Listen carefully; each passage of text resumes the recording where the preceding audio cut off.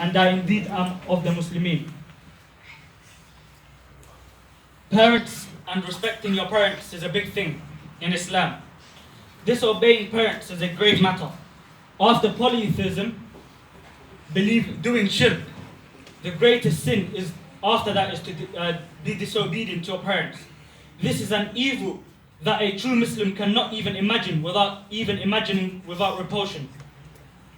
Thankfulness, gentleness, and gratitude are the three basic qualities that made one be a good person. One who does not cultivate these basic attitudes with him can neither fulfill his duties towards Allah nor the people, and especially his parents. Hence, Muslims who are obedient to Almighty Allah subhanahu wa ta'ala can never be disobedient or never be careless to their parents. We should be all respecting our parents. We should be all making dua for our parents. We should be helping them. They've carried us and done a lot of things for us. There have been times they've been thinking about you without you even remembering them. Would you worry about what they eat? I'm guessing most of the youngest would not even think about what they're wearing.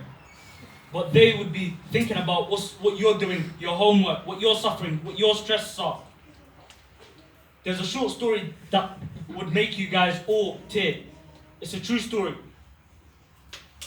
A mum who had one son, her son got into an accident and lost an eye. And then the doctor said there's nothing else they can do except for him to have one eye only. And she said, instead of my son having one eye, I'll remove my eye and give it to him because he's still young. I've had my life. Let him enjoy his life. His mum used to cook nice food, and she used to be one who used to be loving the community. She used to cook for the community, come together, make the community all like one, cook for them, bring them to her house. And one day she went to his primary school and they had some sort of party or affair where everyone had to bring his own food. So the mum went to his school. Normally, either he goes to school by himself or he goes with other people who go to the same school as him. So that day his mum took him to school, and as soon as she went in the school, the children started laughing and taking a mockery of his mum's eye. And then the son felt embarrassed, and the son never knew what the story behind the missing eye. And the next day, he went into a small argument with his friends, and they said, "Ew, your mom only has one eye." And the boy said, "I wish I could bury myself." He came home, and his mom said, "I'm gonna make lunch for you." And he looked at his mom and said, "Mom, if you were only going to make a laughing stock, why don't you just die?" And his mom didn't respond. She looked at him and she said, "May Allah guide you." He didn't even think for a second of what he said. She felt a hard feeling in herself. As she was making dua for her son, he succeeded and he found a chance to study in Singapore. The man finished his studies, got a nice job over there, and he found his wife over there, and he started having kids. His mom was worried about her child not seeing him very often. She went to Singapore and approached his house. And one of his children opened the door. And he never told them about his mom. And the children started crying and getting scared of his mom. And he approached the door, and do you know what he said to his mom? "Mom, why did you..." He never even said mom. He said, "Why did you approach my house and scared my children?" He said, "Leave." His mom, who lost the eye for him, left. She said, "I think I've approached at the wrong address." She didn't want to embarrass him in front of his children.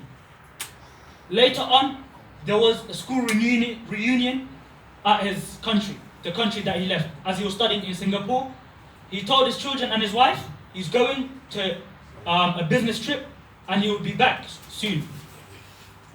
The man left, went back to his country, went to the reunion, and then after coming back, he saw some small crowd of people at some small shed. And then he was informed that his mother died. He did not shed any tears. He did not feel any bad in himself. He stayed the same. And he went and approached and said, let me see if she's dead. And then, near where she died was a note. And the people told him, this is to be opened by only you. And when he went, his mom said, my dearest son, I think of you all the time. I'm sorry that I came to Singapore and scared your children. I was so glad when I heard you were coming for the reunion, but I may not be able to even get out of bed to see you. I am sorry I was a constant embarrassment to you when you were growing up. You see, when you were little, you got into an accident and lost your eye. As a mother, I couldn't stand watching you having to grow up with one eye, so I gave you my eye. Seeing a whole new world for me in my place with that eye. With my love to you, your mother. And she passed away. What kind of sad story can there be when a boy couldn't appreciate his mum? If he couldn't even appreciate her looks, he couldn't appreciate what she'd done for him. She was pregnant with him. A child or a man or a lady or a woman or a daughter could not pay back one shot that their mother got. One shot that they got from you about to fall from the stairs or the bed. No one could repay that. If you take your mum to Hajj with your back, walk there and walk back, although it's impossible, you still cannot repay what she's done for you. Let alone you arguing and not appreciating what she's doing for you. We still have a chance. Alhamdulillah, most of our mums are alive. And if not, we're alive. We could be doing stuff like building a well for them, making umrah for them, doing hajj for them, paying zakah for them, buying a sajda in the masjid for them. That ajr keeps on going for them, and you will get rewarded as well. Yeah. And all the little children and all the youngsters, if your parents are still alive, you have the opportunity. The only place you could get luck and dua from is your parents. If both your parents are alive, yes, you're very lucky. If one of them is alive, you're still lucky. You should be all appreciating what they've done for you, even if they have not lived with you.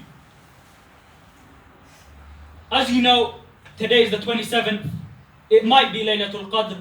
We should all be trying to do good deeds, such as pray Qiyamul Layl. We're praying Tarawih now, alhamdulillah. We could be reading Quran. We could be making dua, asking Allah for what we want. And if it's Laylatul Qadr, we could get what we want. We could be paying zakah. Zakatul Fitr, it's a compulsory. It's not an option. Every family should be paying their Zakatul Fitr for every person. You could be paying sadaqah. On this night, every reward you do would be multiplied. So brothers, let's take advantage. It might be the night. We've got a bit of Ramadan left. Probably 3 or 4 days left, maximum. And we don't know if we're going to reach the next Ramadan. We have a iftar here on Friday, Saturday or Sunday. Come together as a community. It's a chance. As I said, we don't know if we're going to be here next Ramadan. Let's take our opportunity. Let's come together as Muslimin. Be a community together. And eat over here and pray. Inshallah, may Allah accept our prayer and all our good deeds. Thank you.